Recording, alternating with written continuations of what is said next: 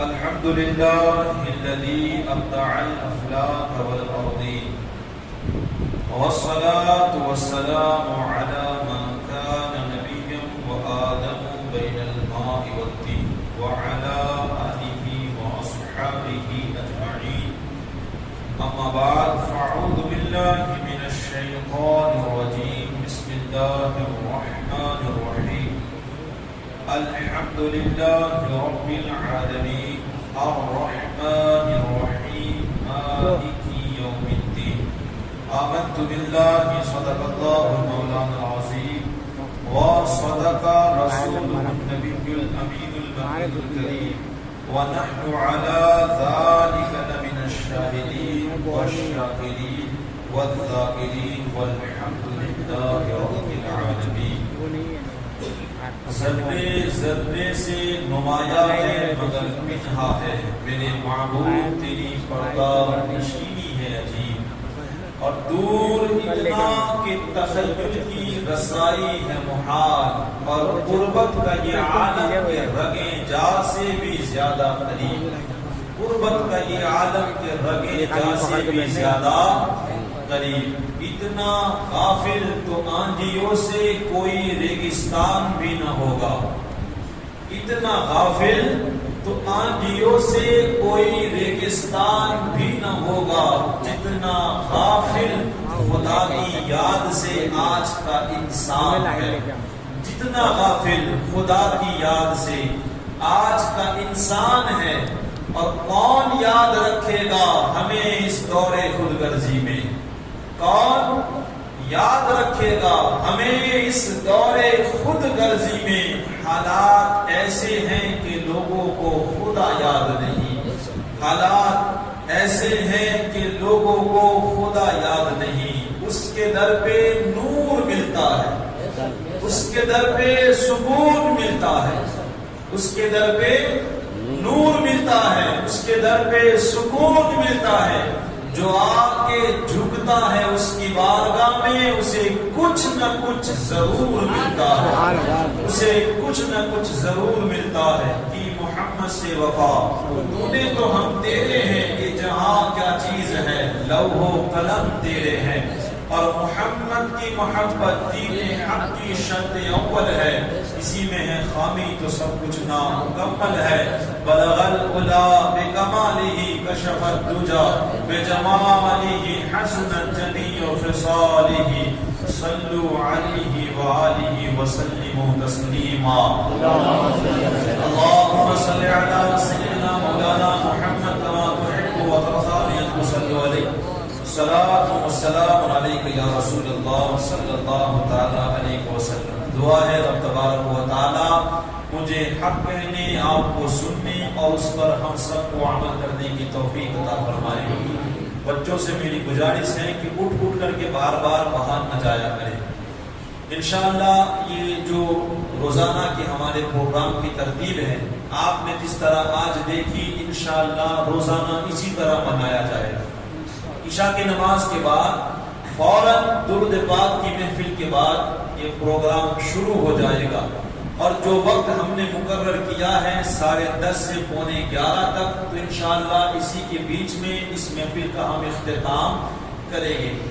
آپ لوگوں کے شکر گزار رہیں گے. آپ لوگ تشریف لا کر کے اس جلسے کو کامیاب بنانے کی کوشش کریں.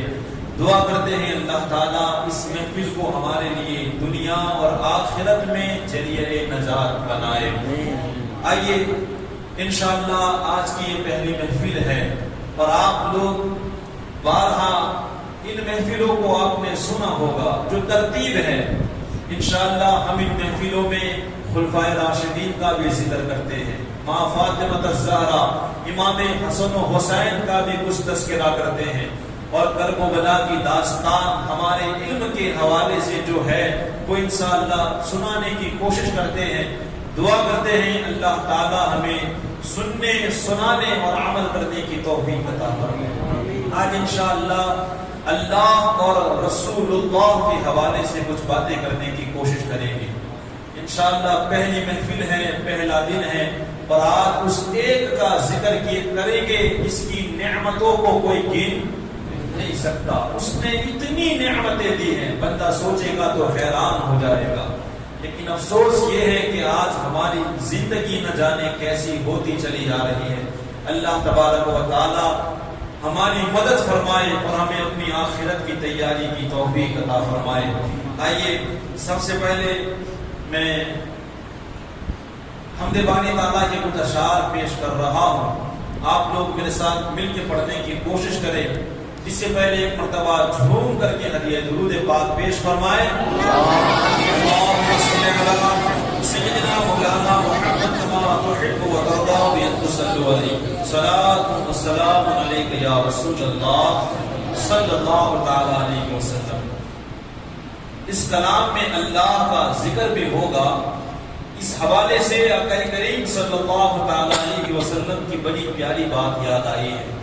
ایک مرتبہ حضور صلی اللہ تعالی علیہ وسلم نے صحابہ کرام سے ارشاد فرمایا, اے میرے پیارے صحابہ کرام, میں تمہیں وہ بات نہ بتا دوں جس بات سے تمہارے درجات کو اللہ بلند فرما دے گا. اونچی آواز بولیں. آقا کریم فرماتے ہیں, اے میرے پیارے صحابہ کرام, میں تمہیں وہ بات نہ بتا دوں چاندی اور سونا خیرات کرنے سے بھی زیادہ بہتر ہے. چاندی اور سونا بندہ خیرات کرے اس سے بھی بہتر. آقا کریم نے کئی ایسے اعمال گنائے تو صحابہ کرام رضی اللہ تعالیٰ عنہ نے کہا کہ یا رسول اللہ صلی اللہ علیہ وسلم, آپ ضرور بتائیں وہ عمل کیا ہے. تو آقا کریم ارشاد فرماتے ہیں, اذکر اللہ, اللہ کا ذکر کرنا. کیا کرنا؟ اللہ کا ذکر کرنا. یہ ایسا عمل ہے جو چاندی اور سونا خیرات کرنے سے بھی زیادہ اچھا ہے. تو آپ میرے ساتھ مل کے پڑھنے کی کوشش کریں. اللہ تعالی ہمارے ذکر کو قبول فرمائے. مل کے پڑھے. اللہ اللہ اللہ اللہ اللہ اللہ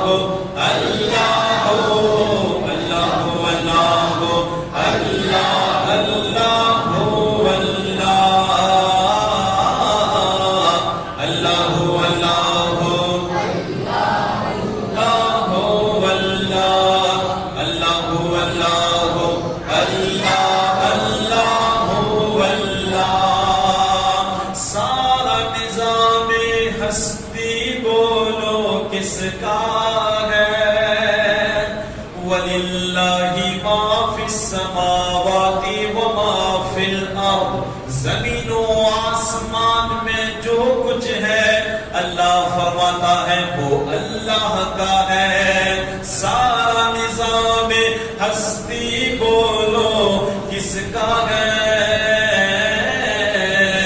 خالق و مالک اللہ ہے, بس اللہ ہے. خالق و مالک اللہ ہے, بس اللہ ہے. اونچی آواز آئے. خالق و مالک اللہ ہے, بس اللہ ہے. اللہ اللہ اللہ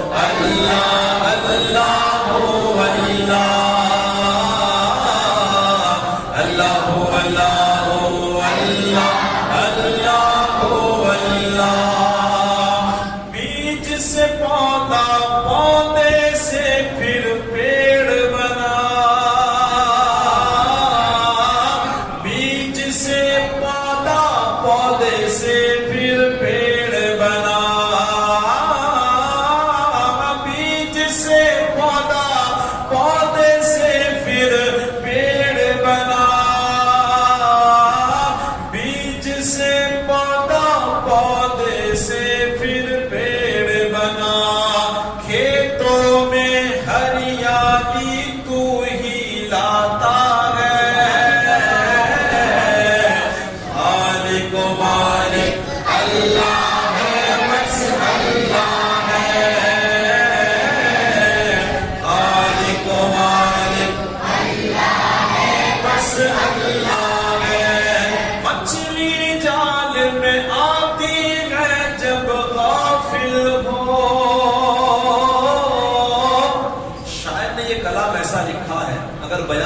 چلے نا تو کئی گھنٹے نکل جائے. اتنے پیارے پیارے میسج ہیں.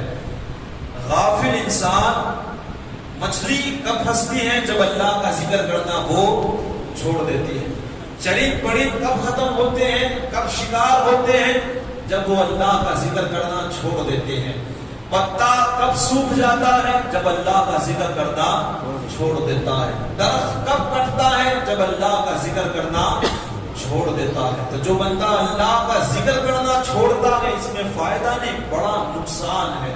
ہمیں چاہیے ہم اپنی زبانوں پہ ہمیشہ اللہ کا ذکر جاری رکھیں. کیا فرماتے ہیں کہ مچھلی جال میں آتی ہے جب غافل ہو،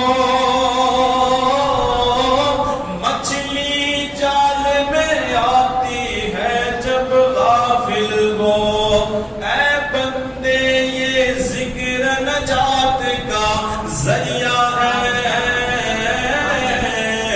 خالق و مالک اللہ ہے، بس اللہ ہے. خالق و مالک اللہ ہے، بس اللہ ہے. اللہ اللہ اللہ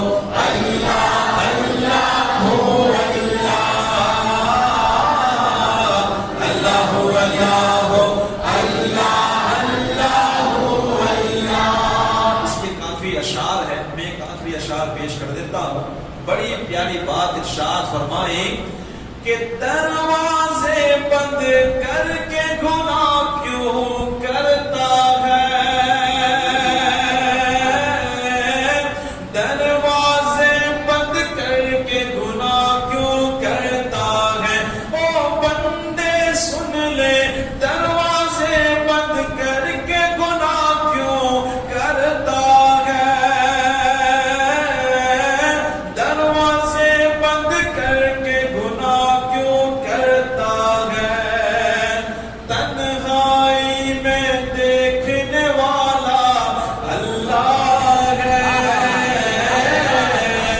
خالق و مالک اللہ ہے، بس اللہ ہے. خالق و مالک اللہ ہے، بس اللہ ہے. اللہ اللہ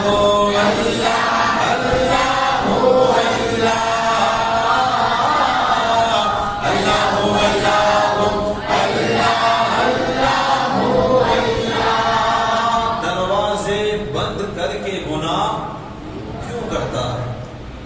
شاعر کیا اس انسان سے کہہ رہے ہیں جو انسان دروازے بند کر کے اس کے بعد جب وہ گناہ کرتا ہے وہ یہ سوچتا ہے کہ اسے دیکھنے والا کوئی نہیں ہے. میرے ماں باپ نہیں دیکھتے، دوست نہیں دیکھتے، رشتہ دار نہیں دیکھتے، اڑوس پڑوس نہیں دیکھتے، دنیا نہیں دیکھتی.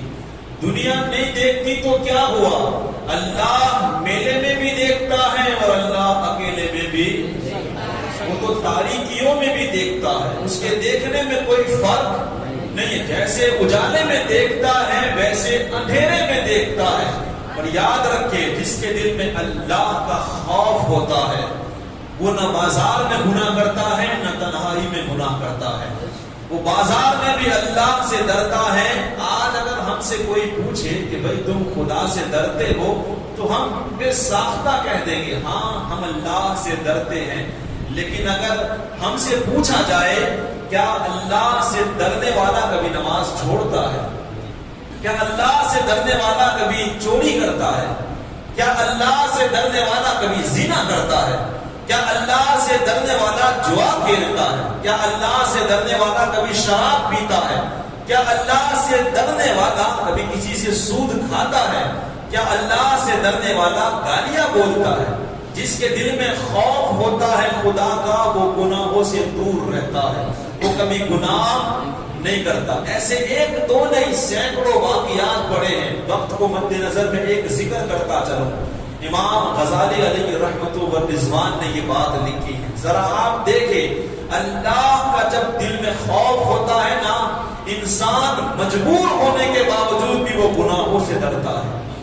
مجبور نہ ہو یہ تو الگ بات ہے لیکن مجبور ہونے کے باوجود بھی اسے اللہ کا خوف رہتا ہے. اور اللہ کی کریمی بھی دیکھے. ایک خاتون تھی, بڑی غریب تھی, بڑی غریب, اس کے کچھ بچے بھی تھے.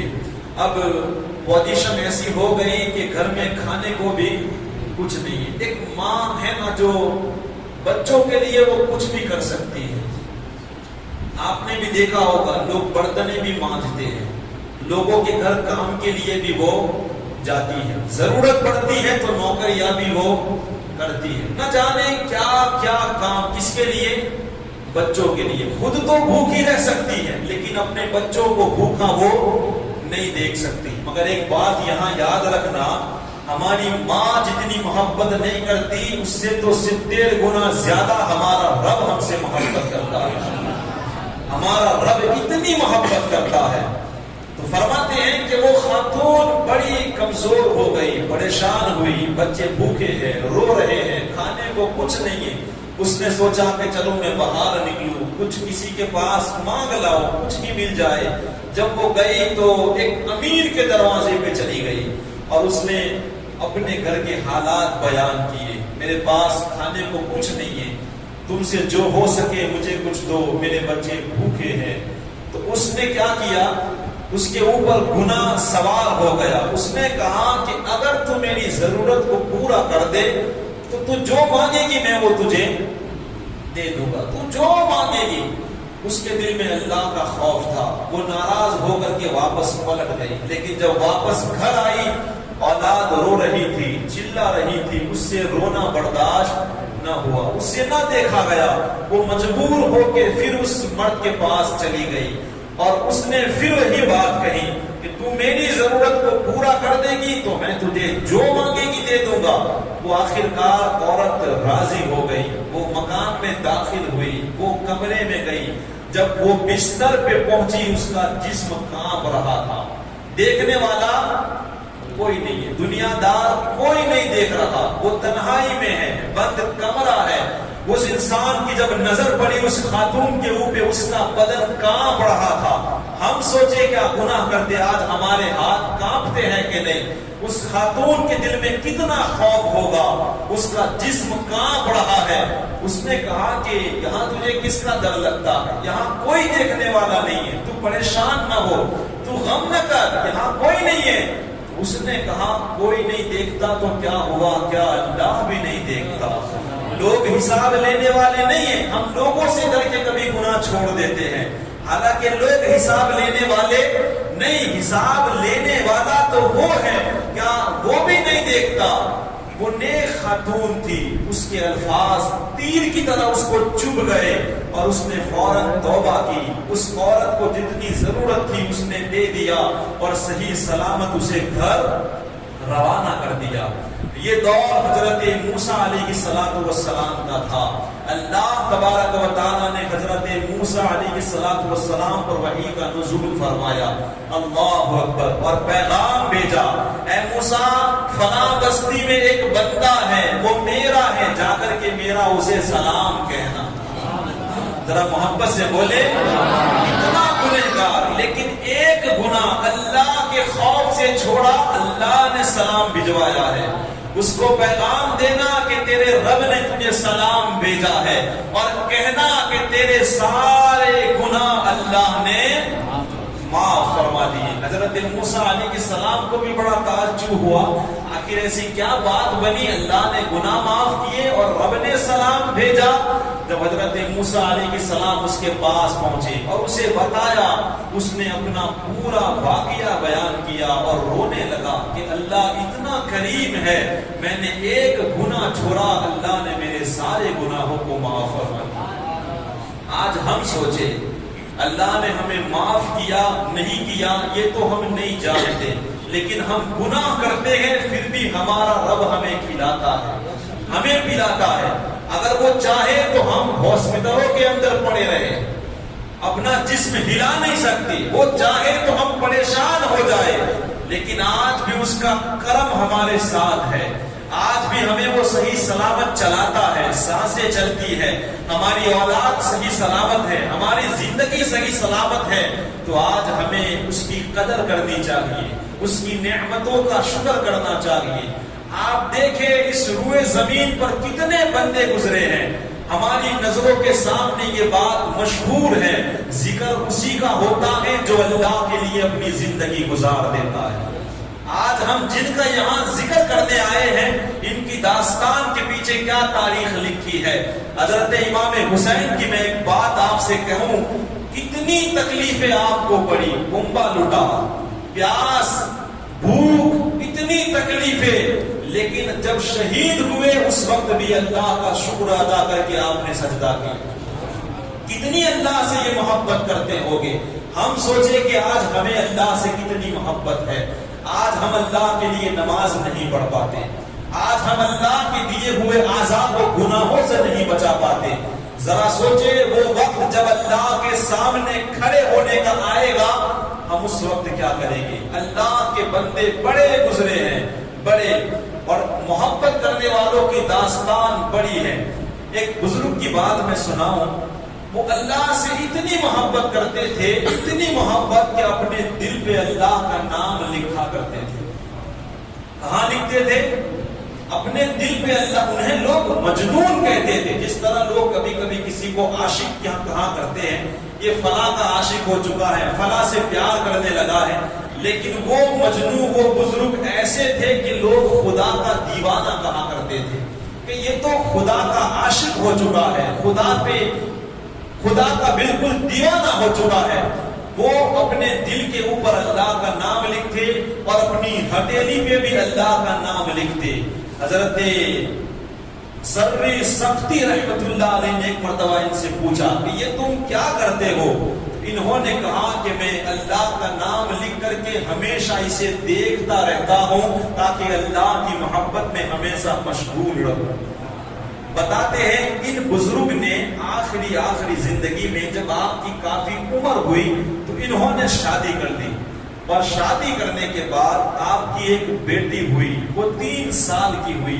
ظاہر سی بات ہے کہ جب بیٹی ہوتی ہے تو باپ اس سے بڑی محبت کرتا ہے، بڑا پیار کرتا ہے، تو وہ بزرگ بھی ان سے محبت اور پیار کرنے لگے، لیکن آپ اللہ کے دیوانے تھے، اللہ سے بڑی محبت کرتے تھے۔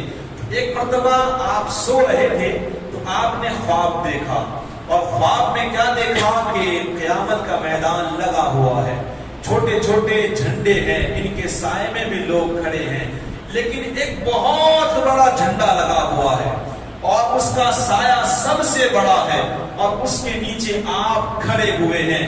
تو آپ نے کسی سے پوچھا کہ یہ جھنڈا کیسا ہے اور یہ سایہ کیسا ہے؟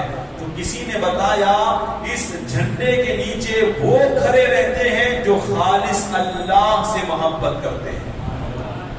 اگر ہمیں کھڑے رہنا ہے تو ہمیں سب سے زیادہ محبت کس سے کرنی پڑے گی؟ اللہ سے، اور اس کی دلیل بھی چاہیے، زبان سے کہنے سے کچھ نہیں ہوتا۔ تو وہ فرماتے ہیں کہ انہوں نے کسی سے پوچھا کہ اس کے نیچے کون کھڑے رہتے ہیں؟ کہا وہ جو خالص اللہ سے محبت کرتے ہیں۔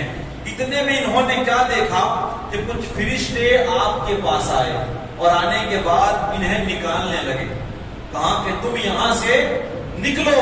تو انہوں نے کہا کہ مجھے کیوں نکالتے ہو، میں تو اللہ سے محبت کرنے والا، میں بڑی اللہ سے محبت کرتا ہوں۔ تو فرشتے نے کہا کہ تم اللہ سے محبت کرتے تھے، اس کے بعد تمہاری شادی ہو گئی اور تمہارے دل کے اندر تمہاری بیٹی کی بھی محبت آ گئی، تمہاری محبت تقسیم ہو گئی ہے، اب تمہیں خالص اللہ سے محبت نہیں ہے۔ انہیں وہاں سے نکالنا تھا کہ ان کی آنکھ کھل گئی، جیسے ہی آنکھ کھلی زاروں قطار رونے لگے، زاروں قطار رونے لگے، اور جو دعا مانگی اللہ اکبر، اللہ سے کہنے لگے اے خدا جو میرے اور تیرے درمیان رکاوٹ بنی ہوئی ہے اسے تو اس دنیا سے اٹھا لے، اسے دنیا سے اٹھا لے، میرے اور تیرے بیچ میں، میرے اور تیری محبت کے اندر کوئی چیز داخل نہیں ہونی چاہیے۔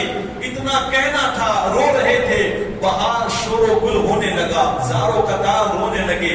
آپ باہر نکل کے پوچھتے ہیں کہ کیا ہوا؟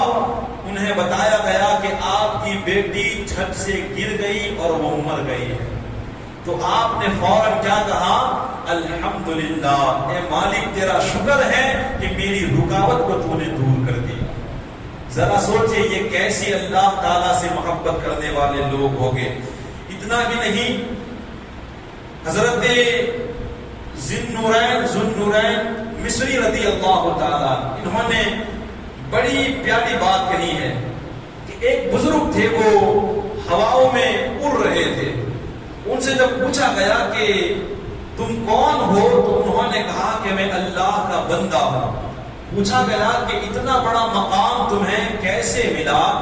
تو وہ کہتے ہیں کہ میں نے اپنی ساری امیدیں اور اپنی ساری خواہشات کو قربان کر کے اللہ نے جو کہا ہے اسی کے پیچھے لگ گیا ہوں.